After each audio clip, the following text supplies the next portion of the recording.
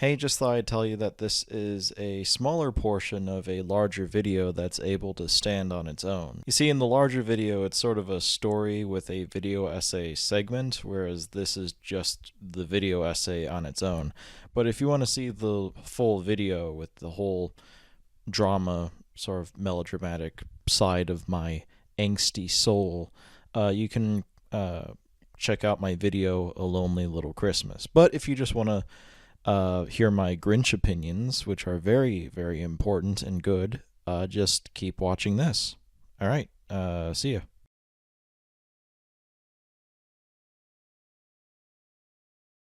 How the Grinch Stole Christmas is a story that needs no introduction.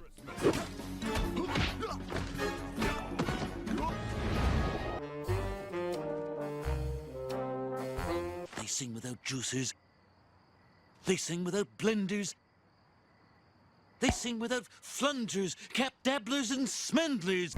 You're a mean one, Mr. Nerd. The Who's love Christmas, the Grinch hates Christmas, and the Grinch tries to steal Christmas but learns that Christmas means a little more than the toys and decorations he stole. The children's book by Dr. Seuss remains one of the more influential works of Christmas media, a simple fable with a simple moral, presented in a way that's whimsical and creative. There's been three main screen adaptations of The Grinch over the years: the 1966 animated short film narrated by Boris Karloff, the live-action 2000 film starring Jim Carrey and narrated by Anthony Hopkins, and finally the 3D animated film by Illumination starring Benedict Cumberbatch and narrated by Pharrell Williams. All of these adaptations have their own strengths and weaknesses, emphasis on weaknesses for one of them, and as someone who, probably like you, was raised on more than one version of the Grinch, I've often wondered which of these three versions are the best of them all. This is sadly outside of my scope. There probably exists an academic way to go about film analysis in order to determine, in more objective terms, which of these three is the best work of art. I mean, remember, despite this chalkboard and the coat, I'm not an actual professor of anything, and it's frankly a travesty that I'm allowed to teach here at all. But I digress. Due to my lacking higher education, we will not be determining which Grinch is the best, but instead I'll explain which one I enjoy the most, and exactly why that is.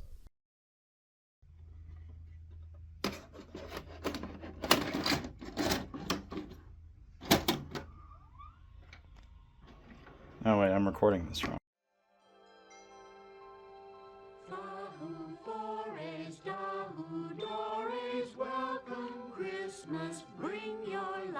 The 1966 animated short is obviously a Christmas classic.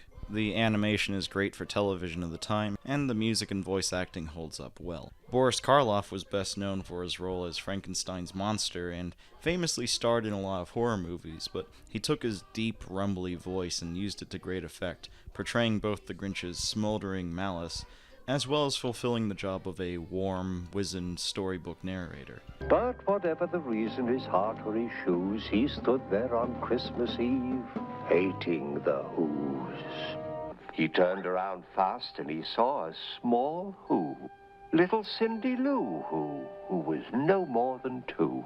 One of the things that struck me about the Grinch was how playful he is. The future versions of the Grinch may be better known for their quirks, but outside of the opening sequence where the Grinch is brooding and scheming, we actually see him having a lot of fun while stealing Christmas.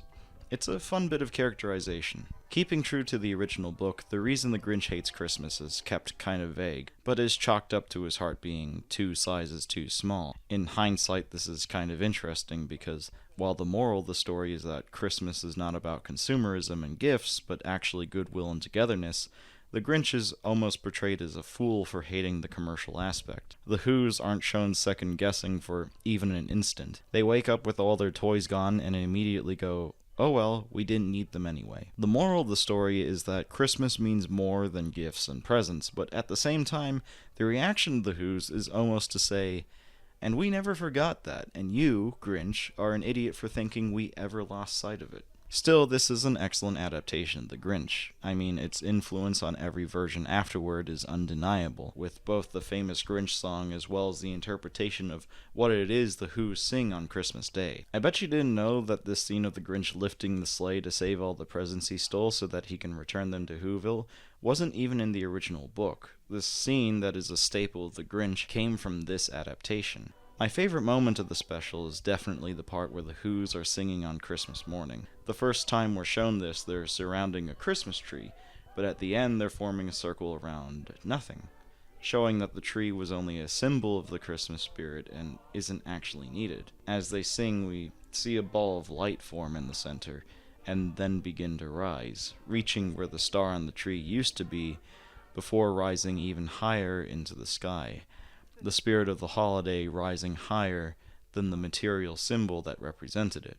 The rising music, the Who's singing in unison, it all gives the scene of a sort of magical quality that's hard to place. The 1966 version kept its story simple and delivered that story impeccably with plenty of skill and class. It's easy to see why it's so well loved and remembered.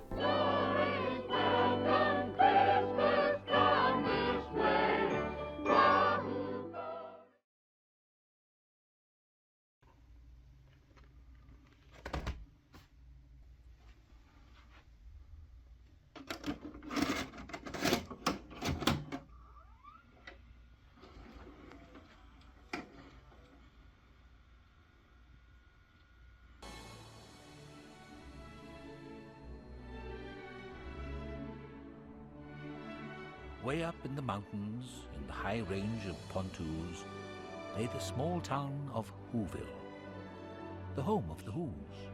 The lowest rated by critics of the three, the live-action film is considered a cult classic today. It certainly lacks a lot of the class the 1966 Grinch had by taking the Grinch's unpleasant nature and putting more focus on it. It also detracts from that sense of classiness to see so many pop culture references and the use of pop music.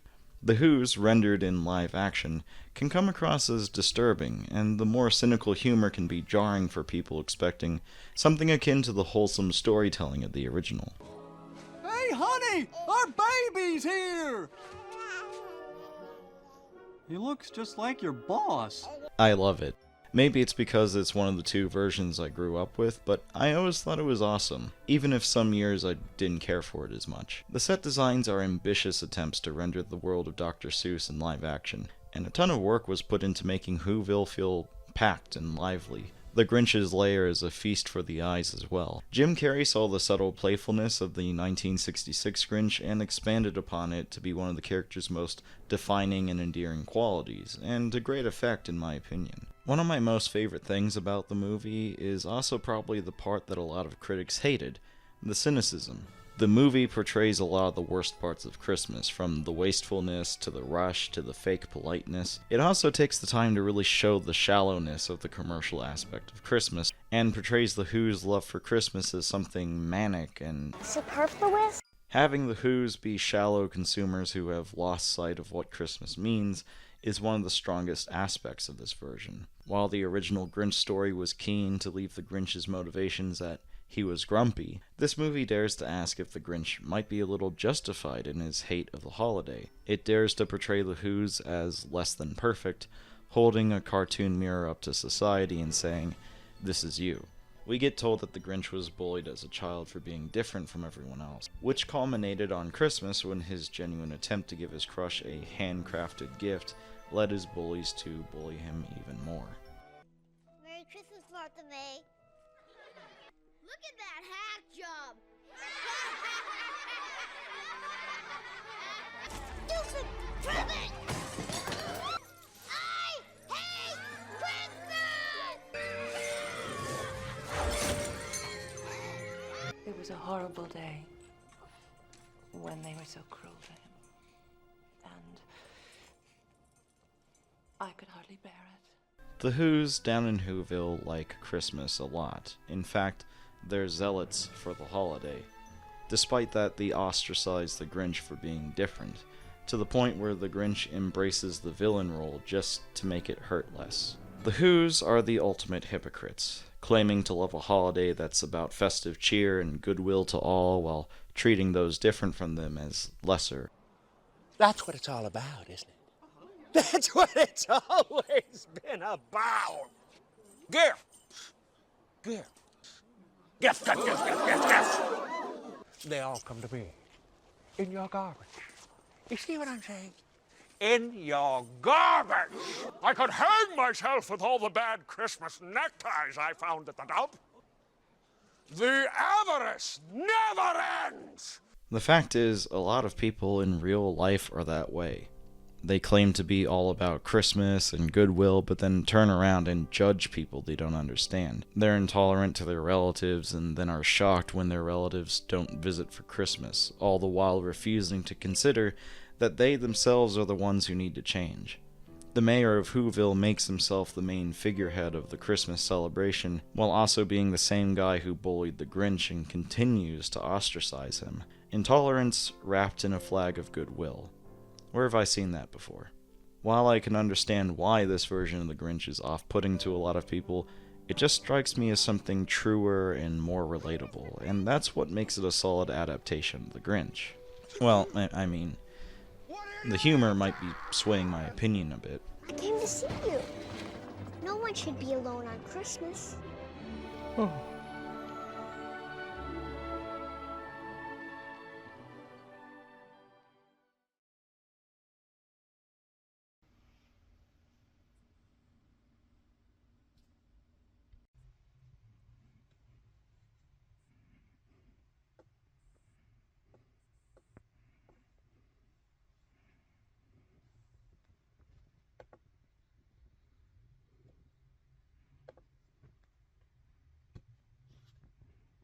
That's a lot less cool.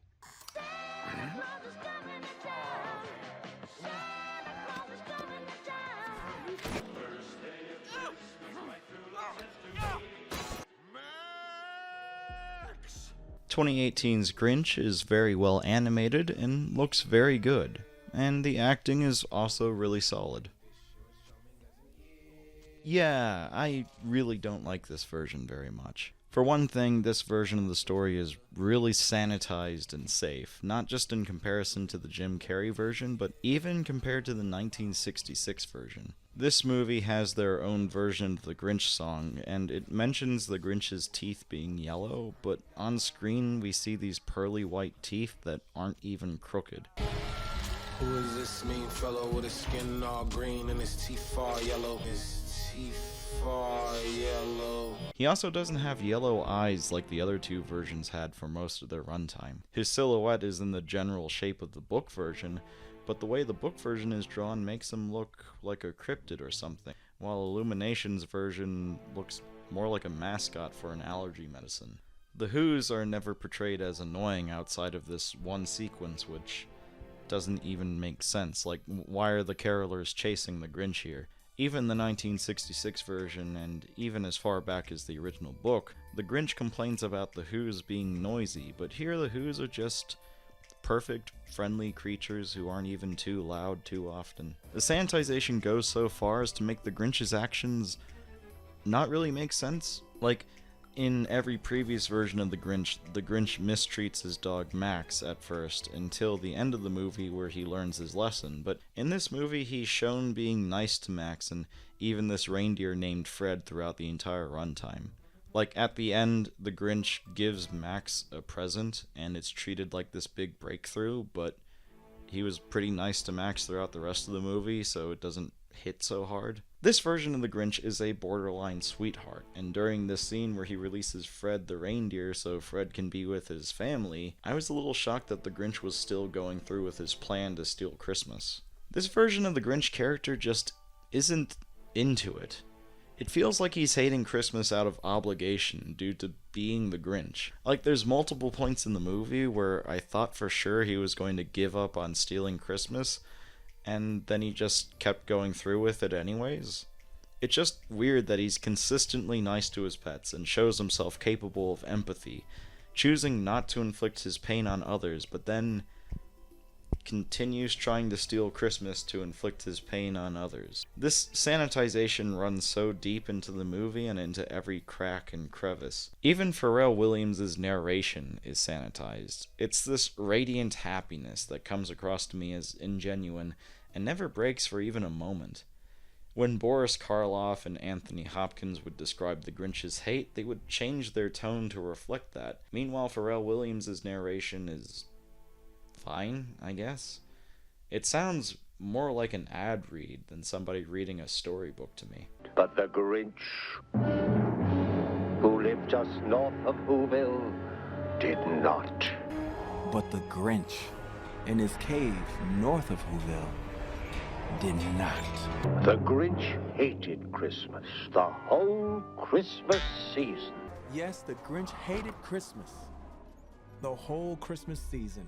I don't know, the whole movie has this very corporate vibe. Despite being 20 minutes shorter than the Jim Carrey version, more of the runtime in this is dedicated to the most boilerplate gags that don't even really advance the plot. They even dedicate a chunk of the movie to a screaming goat. Hey, remember the screaming goats, kids?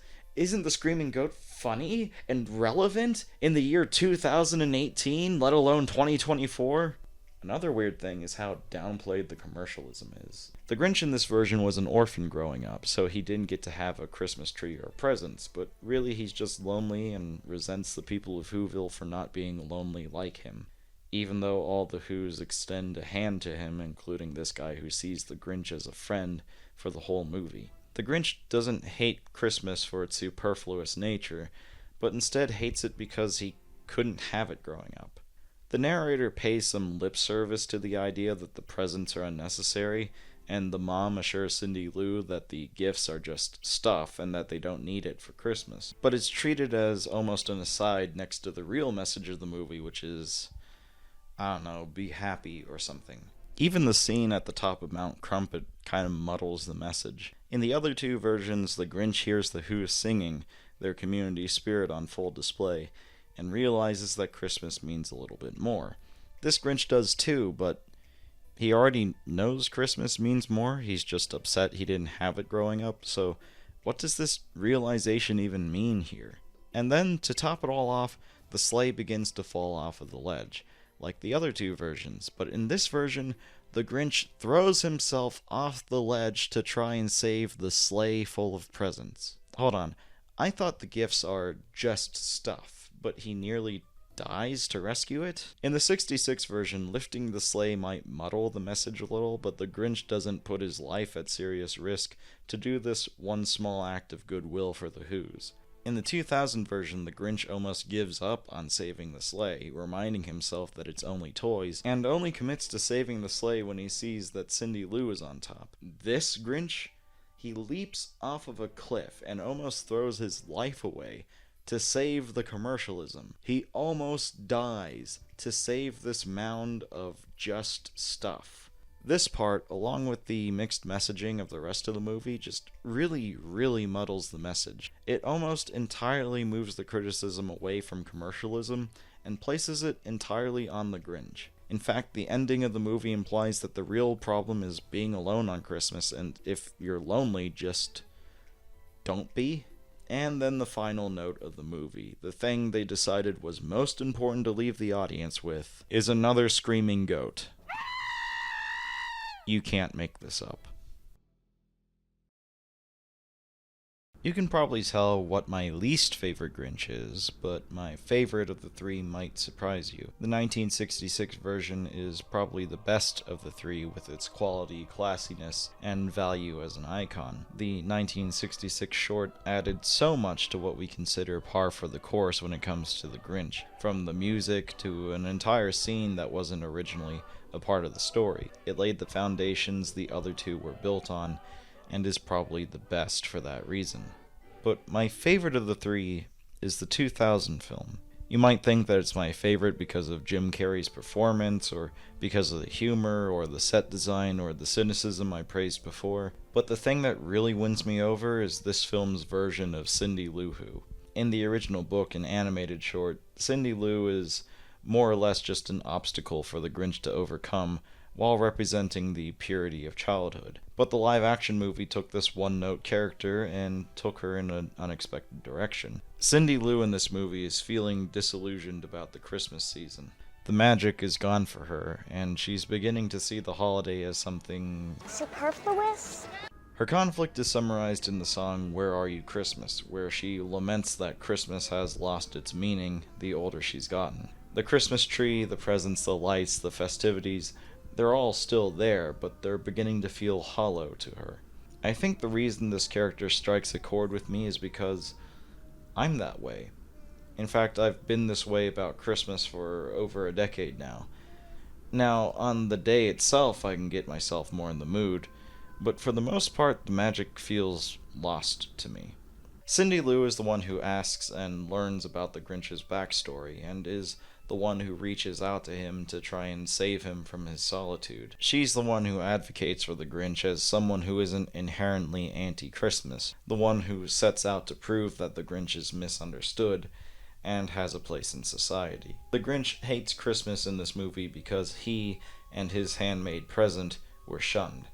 He doesn't see the holiday as something that represents goodwill and togetherness, but as something that strictly represents commercialism and is reserved for those deemed normal. Cindy Lou can also see the shallowness of the presents, and sees the hypocrisy of Whoville for preaching Christmas cheer while ostracizing one of its own. Cindy Lou and the Grinch's friendship is the heart of the movie that makes it work, and the question proposed by Cindy's song, Where Are You Christmas, is the central conflict, going so far as to be used as a motif in the music at pivotal moments in the film. Where are you, Christmas? Do you remember? What are you doing up there?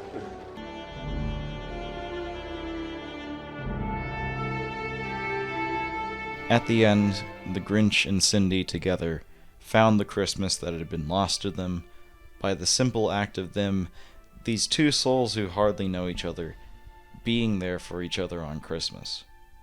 There will always be Mayor Augustuses around, rich dudes who claim to be Christmas warriors while preaching exclusion and spreading ignorance, but that can't stop us from doing the simple act of being there for one another. And that is why How the Grinch Stole Christmas from 2000 is my favorite Grinch movie. I see myself in Cindy Lou. I see myself in the Grinch. And I see the people of Whoville and Mayor Augustus around me all the time. But this movie, despite its cynicism, tells us that there's still hope. That nothing can really stop the simple gesture of reaching out.